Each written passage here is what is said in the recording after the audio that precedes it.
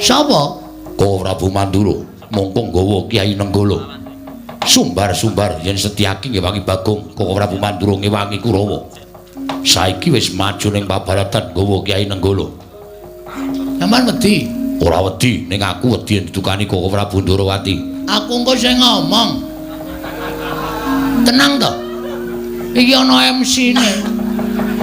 Rasa kuwatir, aku engko sing ngomong Prabu Kresna. Nek Prabu Kresna pancen arep nyalahke karo sampean. Sampean bener. Sampean niku mbelani kalih kula.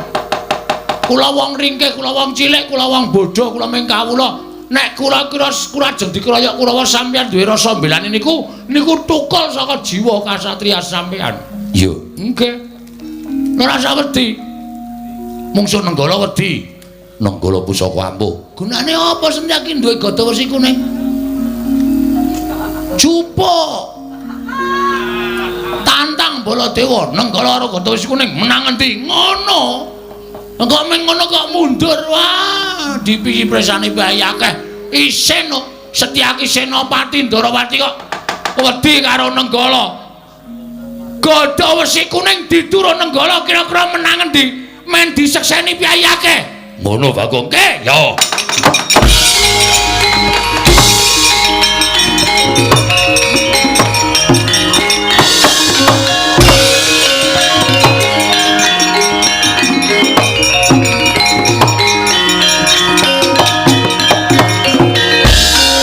Wis gayeng iki.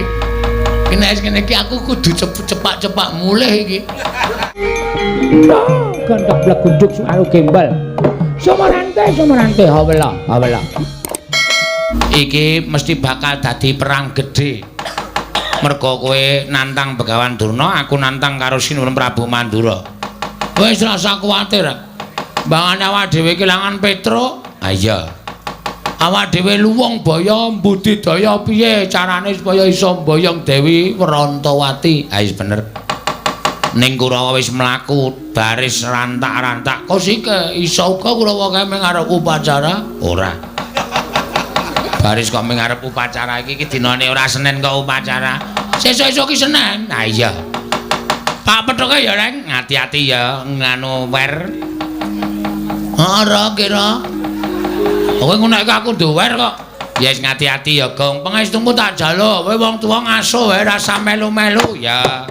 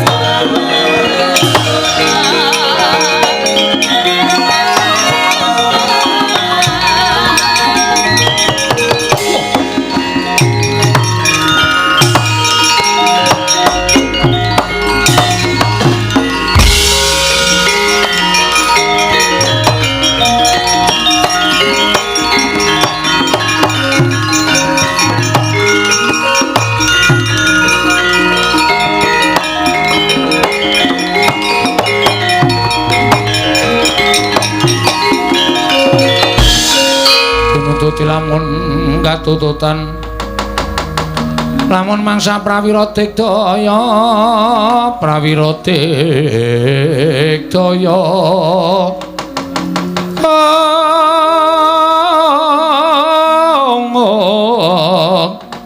Rananggana magawe gelarira wang-wang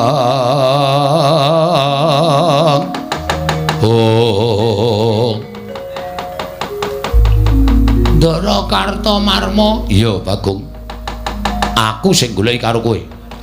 Nek pun ketemu manut tak bondo, tak princung sikilmu. Didhawuhi dening Bapa Penemban Durna kinen ngundurake kowe aja nganti pisan-pisan mboyong lawan Dewi Werantawati. Ngerti yo, Dewi Werantawati bakal didhawuh dening ya kuwi anakku Lesmana Mandra Kumara. Semanten ugi kula, Ndara.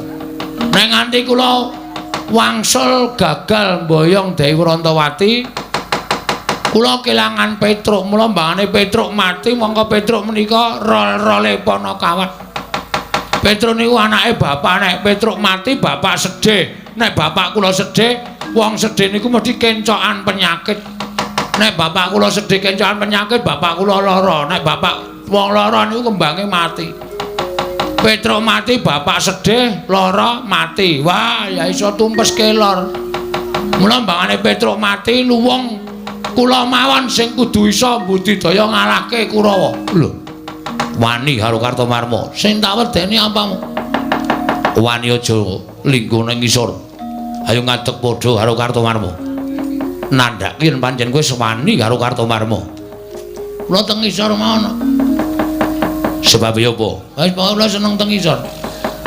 Pun kula teng mriki mawon. Wangkal karo Kartomarma candhak. Siramu tak jebleske lemah, pecah dadi loro. Weh, wonge akeh kok mung dadi loro. Deke pirang-pirang men adil. Wah, kowe iki geneman cara apa? Cara wong. Kene marganing patimu pangga tak ayoni Ndara Kartomarma.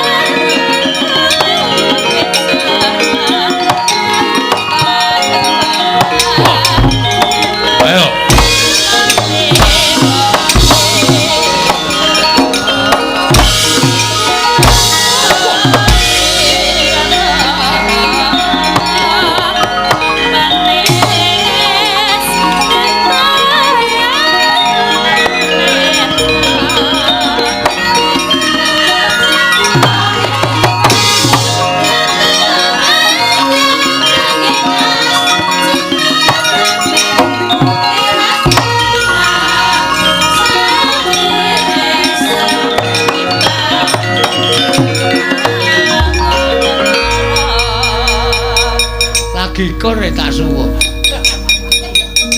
Mula aja ngawur. Lah ngawur piye wong kadane suasanane kudu suwuk kok apa dadak ngenteni. Nane rebo ducung lu mayu mungkur. Bagong kowe tak tulungi. Nggih, matur sembah nuwun nggih, Den. Padha-padha. Kok sampean peduli kali kula? Sing sae niku sampeyan peduli kali bencana mboten kali kula. Bagong, non, aku ra mentolo yen to kowe diajar para sata Kurawa. Iki mau kowe dikapakke karo Kartomarma. Rekae nggih kaya arwani ning jebana pancen kula niku wong kalahan. Diantem, banting, duncalke kula wis matek iki. Nek nganti tiba teng aspalan mesti babak bundas kula. Untung wonten sampeyan. Bagong, non. Tahe wangi, lek kungi wangi iki ndelik-ndelik. Nggih. Aja nganti konangan Koko Prabu Ndarawati. Yen konangan aku didukani. Pun mengkene wonten dukane Sinuwun Ndarawati aku sing tanggung jawab. Kowe wani karo Sinuwun Ndarawati. Mboten perkara wani, mengke kula sing ngomongan. Kula nek alasan niku pinter. Niku tagih utang bola-bali wae iso alasan kok. Pamane ming matur Sinuwun Prabu Sri Bathara Kresna. Yen ngono-ngono aku didukani, kowe sing alasan. Siap. Kula sing maju. Ya Bagong nggih. Ki mak pletok kontrole sing kene ana sing rusak iki. Iki lho. Ada kandhani ngeyel. Malah nyekekek ngeguyu aku.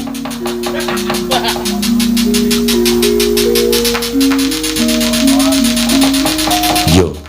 Pun tindak mriko. Ya Bagong.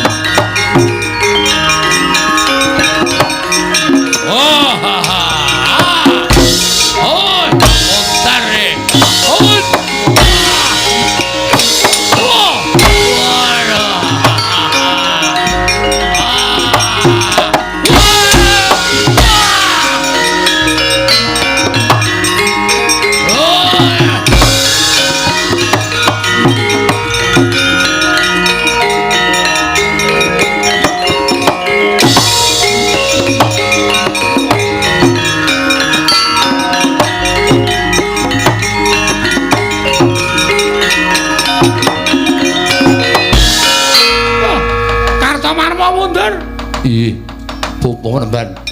Ing ngatasé musuh Bagong kok kalah.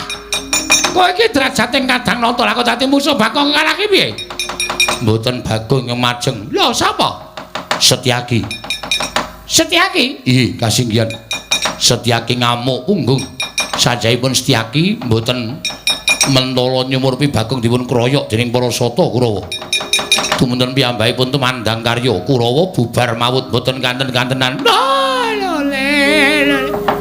Lah kok dadi Setyaki melu-melu ngewang karo Bagong iki kepiye? Wong Darawati iki ngerti adil apa ora? Padha-padha mboyong Dewi Wrantawati lah kok Setyaki ngewang karo si Bagong iki karepe kepiye? Kula semanggaken Bawa Penemban. Kula semanggaken. Nyatanipun Setyaki ingkang ngamuk. Surtayu? Inggih. Kaya diamuk Setyaki. Sami mawon kaliyan pun Kartowarma. Kula dipun amuk kaliyan pun Setyaki. Kula semanggaken.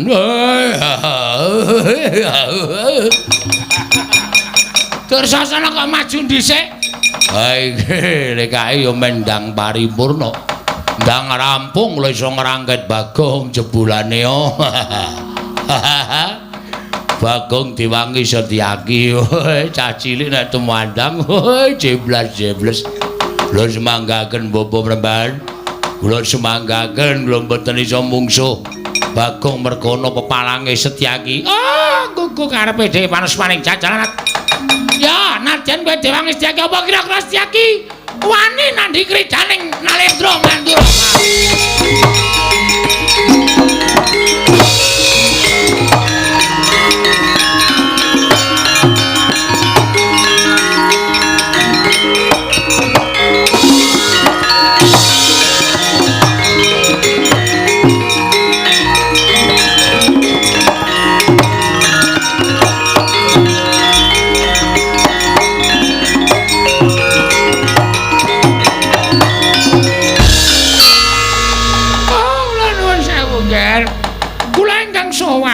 Prabu Badara. Inggih.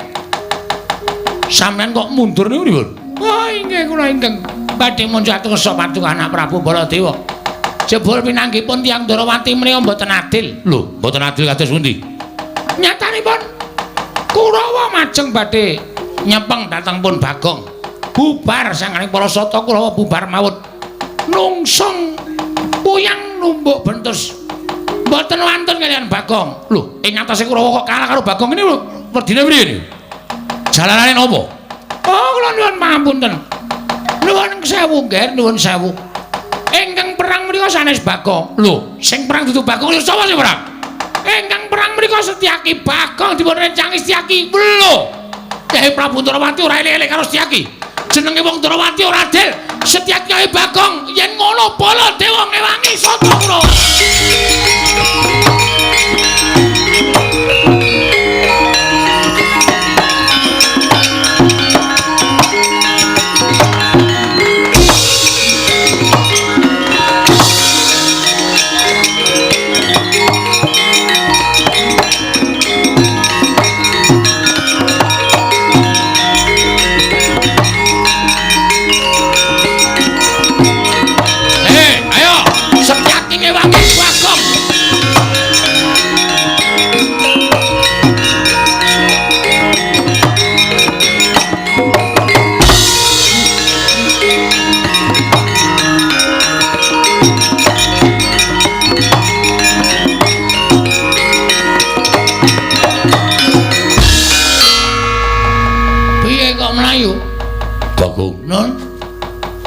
Wangi cukup semene wae. Waduh.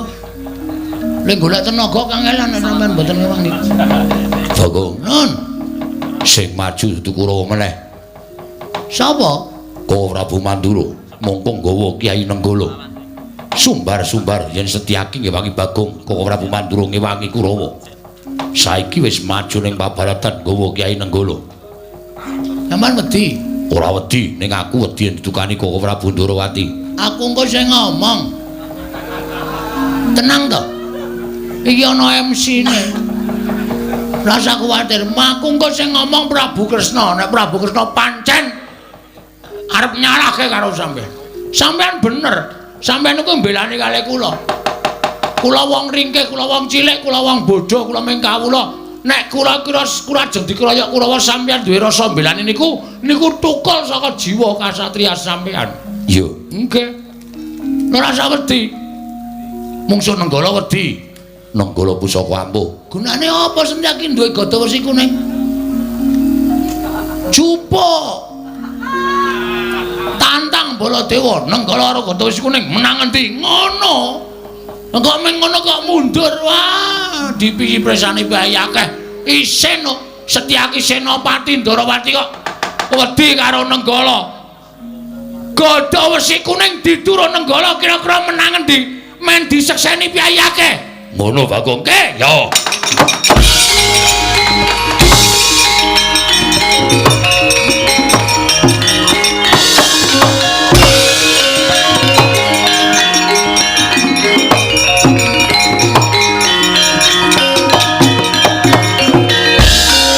Wis gayeng iki. Nek ngene iki aku kudu cepak-cepak mulih iki. Engko nek nganti aku didukani Sinuwun Ndarawati ra iso omong aku. Mongko kae gawa gada wesi kuning karo Nenggala. Wah, petukan gada wesi kuning ditu karo Nenggala pusaka ampuh. Dues. Sinuwun Ndarawati clorot. Ana ngopo Setyaki? Reng, Ngapa? montore juga saka parkiran. Iya. Ayo mulih. Kae iki selah-selane angel. Mulai ya siap-siap mulai saiki le iso mangkat engko sore. Wah, kowe iki wis nggo kendaraan ya bosok. Oh, tekan kono-kono. Ayo karang ki wong seneng-seneng kaya Gong ora. Wis ayo, iki mulih, ora usah mulih. Iki ora tanggung jawab nek mulih.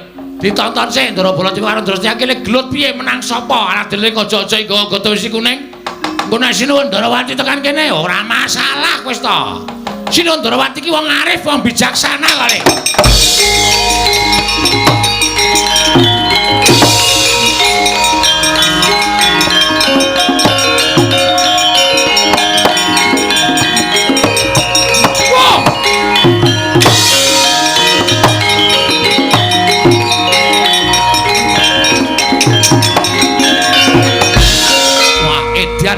Pancen Setyaki wis diniyati tenan yen to belani karo si Bagong.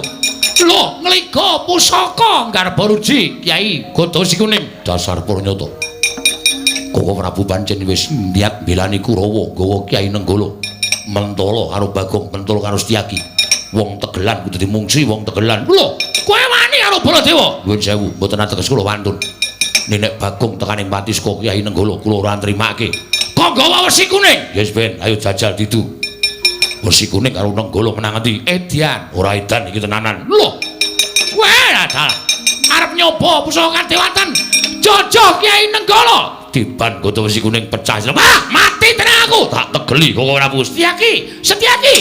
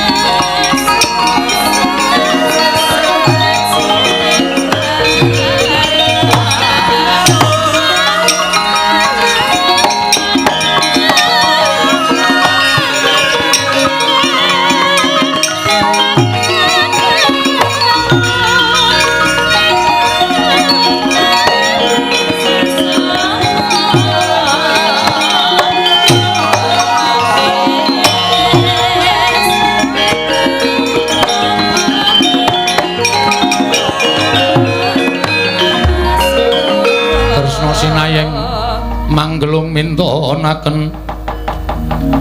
mintonaken dewe kramanira kang kumitirane ngasta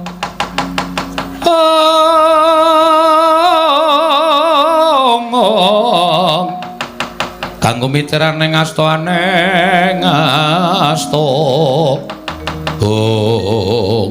Setyaki, boten timbalan. Sing ngakon sapa? Ana ing Paramatan Agung Negara Indrawati iki mau, kowe rak wis matur karo aku, Koko Prabu kula badhe ngrencangi Bagong aja. Iki dudu perkaramu, iki perkarane Bagong karo Kurawa. Lah kok kowe mbadal, kowe nerajang pawareng nata Ndrawati? Malah kowe ngligo Kyai Gata Wesi Kuning. Meh wae didu karo Kyai Nenggala. Lah ya kuwi, kandhan-kandhanane ngeyel Setyaki. Iki perkarane Kurawa karo Bagong kok. Begawan Durna wadul karo aku yen Kurawa bubar ora karo-karuan mergo diajar diamuk karo Setyaki. Mula pun Kakang ora trima. Pun Kakang niga Kyai Nenggala niatku bakal ngagar-agari karo Bagong. Lah kok dipethoke Setyaki nggo Gata Wesi Kuning. Setyaki, wonten timbalan. karepmu piye to? Kula dipun kengken. Lho. Sing ngongkon sapa? Bagong. Bagong kongkonan kowe Nyuwun tulung kalian kula supados kula munduraken Kurawa. Lah caidan tenan kok. Bagong ngenteni. Hi. Bagong, Nun, tanggung jawab. karo sapa? Sinuwun Ndrawati. Beres ngakuron aku. Saiki kon mrono. Iki lagi perlu ya, tak tanda tangan sih. Tanda tangan apa? Mbok iki sak tanda tangani apa aku ya roncong. Ayo mrono, bareng aku ora gelem tak ketak sirahmu. Wis santai-santai wis kono dhisik. Ngrono. Heeh. Nggih. Anggere ora rene aku didukani Koko Prabu wis tak ajar. Nggih. Endi? Mangkir mbiyen. Edan timbali ratu kok semoyo. Bagong. Bagong, Nun. Rene. Pripun? Kowe iki kok edan to? Lah sebabe? Sing ngakon Setyaki ngajar Kurawa sapa? Mboten nonton. Aja edan. Kowe iki ngapa ta kowe iki? Kusike santai wae. Iki kok ki tlonjonge tekan kono. Ndak usah kuwatir. Kok muni mboten nonton? Awal kata-kata kudu ngono. Santai lho. Lah kok dadi Setyaki omong nek kowe sing ngakon. Niku sejarahe ngeten kula critani. Ampun nesuri yen kula diajar Kartomarma. Iya. Candak Kartomarma duncalke le Kartomarma. Dislametke Ndara Sencaki. Ndara Sencaki nyelametke kula. Kula kontal kudune tiba teng aspal napa teng watu pecah sirah kula. Kali Ndara Sencaki disaut cek didhukke alon-alon. Terus suwuk gamelane terus kula rangkulan karo Setyaki. Matur nuwun nggih, Den. Padha-padha ngoten. Kok sampean sayang kali kula? Aku ra ketang sithik tau tok udang tok omong kok, Gong. Berarti sampean tresno kali kula, tresno. Nek kula lara, aku melu lara. Nek kula mati, aku layat. Ngoten niku. Sing muni ngono niki Ndara Setyaki. Nek kula dijotosi wong sampean weruh niku kira-kira ati sampean pripun? Aku ra mentolo. Padahal kula dijotosi Kartomarma. Lenggah. Bagong tak aturi. Apa jeneng kuwi? Ngaso. Kurawa tak ajari. Ngoten niku sejarahe. Lah tegese Setyaki Wonten dawuh. kowe ora dikon Bagong. Gong mbok tanggung jawab.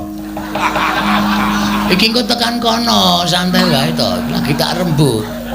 Saniki kula tak takon karo sampean. Iya. Nek Setyaki duwe rasa welas kali kula kleru. Lho, ora wong Setyaki kuwi tau tate tok udang, tau tate tok mong ora ketemu sedilo. Nah, terus nek Ndara Setyaki niku ngeman kali nyawa kula kleru. Ora. Nah, terus nek Ndara Setyaki niku ngewangi kula mongko kula dijotosi wong. Ya kuwi Kartomarma. Napa Setyaki kleru? Ora. Lah ya wis. Ora kleru kabeh kok sampean niku. Kuwi lah dalah edan iki. Ora edan iki asli. Matur nuwun Bagong. Padha-padha. Santai mawon. Iya. Koko Prabu. Piye? Kula nuwun sewu, kula ingkang nyunaken pangapura. Lho, linggo ngapur to. Iki minggat to. Oh ya omong kok ya. Nuwun mapunten menawi Setyaki nggadahi krekat lan karekat kados mekaten menika. Namunipun ra inggih memper to Prabu.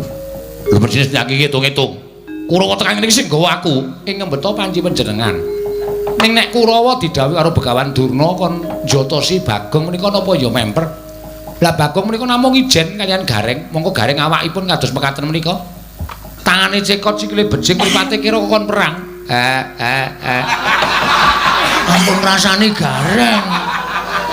Gareng nek dineke mripate cekot, sikile becik tangane cekot itu nangis. Oh lho jaluk ngapura. Wah, wis santai reng, wis ora Ndara Kresna ketrucut kok. Arep mulai wae aku, Kang. Bariki mulai bariki ya. Menika kula suwun sewu, menapa inggih panjenengan mentala. Tur sakniki kula nuwun sewu. Ya piye? Namung sami-sami badhe ngrebat dhateng pun anak kula Wrantawati kok direwangi gegeran ngono lho. Menapa mboten nami lingsem. Lho, sing marahi dudu aku. Inggih, sakmenika sampun. Mboten sisa ngrembak sapa sing marahi ndak malah ora rampung-rampung perkarane. Mergi kula misah kalian panjenengan kalian Setyaki menika awit wonten atur ingkang badhe kula aturaken. Ana atur piye? Anak kula Wrantawati sareng kula dangu Wrantawati kowe dilamar iki karo si iki. Lah kowe milih endi wong ayu? Wrantawati matur kan kula. Koko Prabu. Kanjeng Rama, kula menika dipun wengku sinten-sinten kula sagah. Nanging kula ngertos Kanjeng Rama menika nembe sisah. Amargi koncatan pusaka Ndarawati senjata cakra. Mila sawenika ngaten mawon, Koko Prabu kundur wonten negari Ngastina, munjuk atur sanipun Nyai Prabu Duryudana. Menawi Lesmana saged ngaturaken senjata cakra wonten negari Ndarawati, Wrantawati kula aturaken dhateng Lesmana Mandra Kumara njaluk pamit Yai.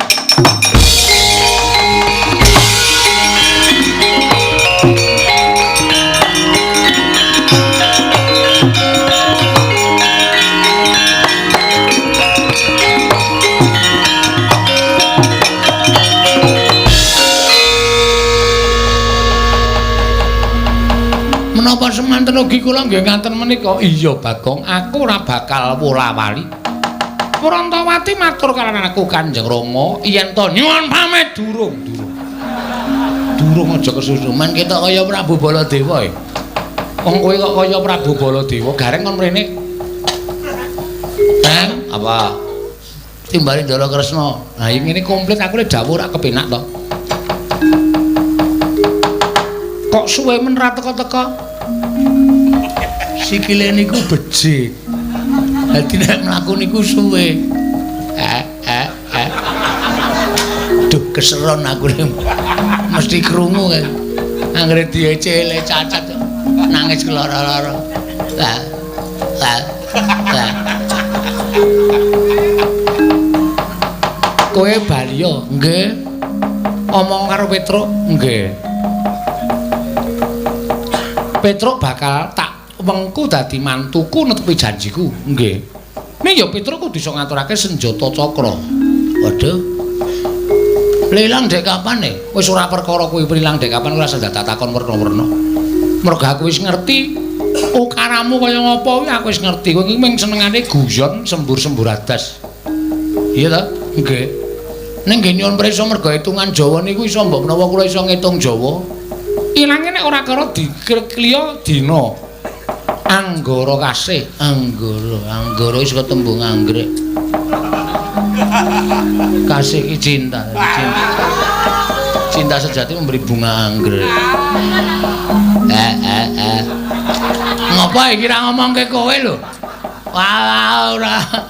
Wis kono omong. Nek Petruk ngaturake senjata cakra, Petruk bakal tak pek mantu. Nek ora ya wis. Ora bakal tak pek mantu kaya janjiku. Nggih, nyuwun pamit nggih sinuwun. Iya sing ati-ati. Kula tak wangsul, tak ketemu Ali Petruk, tak omong apa anane Ali Petruk. Iya sing ati-ati. Nggih, sembah nuwun. Kula nyuwun pamit sinuwun. Iya sing ati, mbok gareng iki digendong. Ampun dirasani to. Iya ya. Lali aku. Sampun kula tak ampun wangsul ketemu Ali Petruk tak ngomongke apa anane. Iya Bagong sing ati-ati aja kaya bocah cilik. Nun nggih, ngestakaken dawuh sinuwun.